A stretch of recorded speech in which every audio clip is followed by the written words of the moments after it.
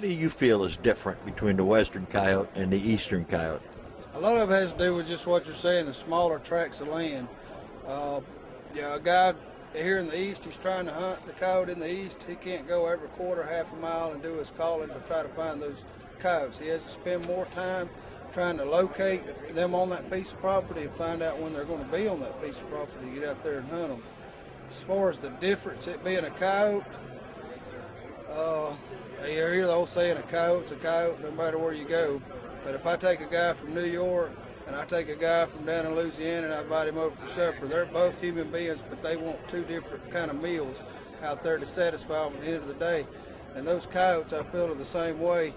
You want to find out what they want and what they're used to in their geographic area and try to appeal to that, the same way the western guy may do in his area. How do you do your scouting? Now suppose you got a 300-acre patch and typical cover. You got a little bit of agricultural land on one side, but mostly dark timber and a lot of hardwood. How much time do you spend scouting that country, and does the fact that you're in there scouting tend to blow out the cover? Well, we'll go into an area and run those edges first, obviously looking for those tracks, that scat. Then we start going into those woods a little deeper. And if those coyotes are holding there, you'll start finding a lot more scat, and you'll find these deer trails and these game trails coming into this thick area.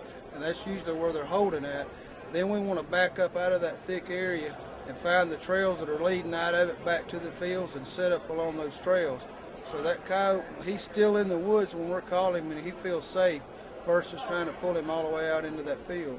Are you hunting when they're bedding or primarily when they're feeding? Are you hunting mornings, evenings? What do you feel is the best time to hunt the eastern coyote?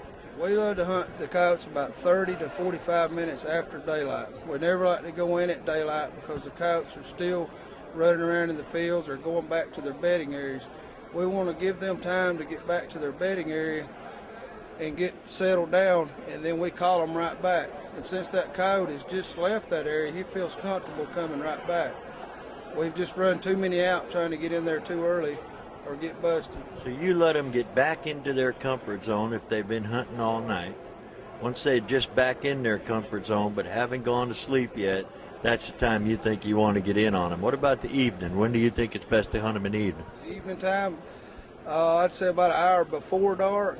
We'll go ahead and call. I don't do any evening hunting very much because I've had too many times they'll come in at dark or right after dark. There's too many chances of me getting busted by that coyote if he comes in after dark. And then that coyote's been educated. So a lot of times I don't even hunt in the evening. I just stay to the morning time.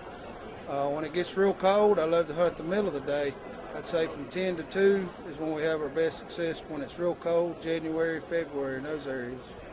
Well, I've found a similar experience. They need the calories, and they're not going to go to bed. They're going to keep hunting until they get some more protein in their guts.